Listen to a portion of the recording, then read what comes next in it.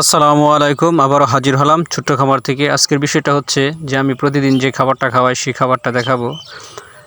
অনেকে আমার খাবার নিয়ে অনেক কিছু বলেছেন, তাই আমি তাদেরকে উদ্দেশ্য করে একটা কথাই বলতে চাই। আমি বেশিরভাগ যে প্রাকৃতিক যে খাবারটা সেই খাবারটাই খাওয়াই। এ হচ্ছে আমার সেই খাবার।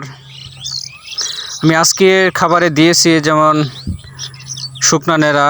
এই নেড়াগুলো আমি আগে থেকেই রেডি করে রাখিছি, পর্যাপ্ত পরিমাণ নেড়া হচ্ছে গরুর একটা প্রধান খাবার। যদি আপনি পর্যাপ্ত পরিমাণ শুকনা খের এবং নেড়া মজুত করে রাখতে পারেন, তাহলে দেখা গেছে যে আপনার গরু পালতে অনেক সহজ হবে এবং আপনি লাভবান হবেন। আমি প্রায় শুকনা নেড়ার সাথে কাঁচা নেড়া, শুকনা নেড়া ছোটো ছোটো কেটে একসাথে মিশিয়ে তারপর প্রতিদিন দেই। আলহামদুলিল্লাহ অনেক ভালো। আমি বাহিরের যে খাবারটা, এই খাবারটা খুবই কম খাওয়াই। এজন্যই আমার গরু মনে করি আমি ভালো থাকে। আলহামদুলিল্লাহ আমার গরুগুলো অনেক ভালো। তাই আমি মনে করি যে সকল ভাইয়েরা আমার মতো খামারি হতে চান, গরু লালন পালন করতে চান, আমি তাদেরকে একটা কথাই বলবো যে আপনারা প্রথমে দেশি গরু দিয়ে শুরু করেন। ইনশাল্লাহ একটা দুইটা গরু দিয়ে শুরু করেন। দেশি গরু দিয়ে শুরু করার কারণ আমি এটাই জানি যে দেশি গরুটা বিশেষ করে যারা ছোটো খামারি আছে তাদের জন্য অনেক ভালো হবে।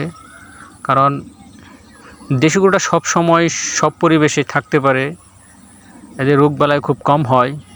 তাই আমি এই পর্যন্ত আমার গরুদের মাঝে এরকম বড় কোনো ধরনের অসুস্থ আমি এখনও পাই নাই। আলহামদুলিল্লাহ অনেক ভালো। এই জন্য আমি বলতেছি ভাই, আপনারা দেশি গরু দিয়ে শুরু করেন। আমি প্রথমে একটা গরু দিয়ে শুরু করছি। আলহামদুলিল্লাহ ছোটো বড়ো নিয়ে আমার কয়েকটা গরু আছে। গরুগুলো অনেক ভালো। বিশেষ করে যে দেশি গরুগুলো আছে, এই গরুগুলো দুধ দেওয়ার পরে একটু শুকিয়ে যায়, এতে কোনো সমস্যা নাই। আর আরেকটা কথা হচ্ছে যে আমার হচ্ছে সবচেয়ে বড় টার্গেট হচ্ছে বাছুরগুলোর আমি খুবই যত্ন নিই।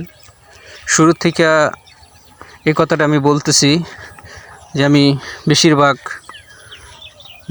যে বাছুরগুলো আছে বাছুরগুলো সব যত্ন নেই। দেখা গেছে একটা বাছুর 6-7 মাসে মোটামুটি 60-70 হাজার টাকার মাল হয়ে যায়। তাই আপনারা বাছুরের প্রতি অনেক লক্ষ্য রাখবেন। আর বেশিরভাগ গরু থেকে যে দুধটা হয় বাছুরকে খাওয়াবেন। ইনশাল্লাহ আপনারা মোটামুটি লাভবান হবেন। আসসালামু আলাইকুম।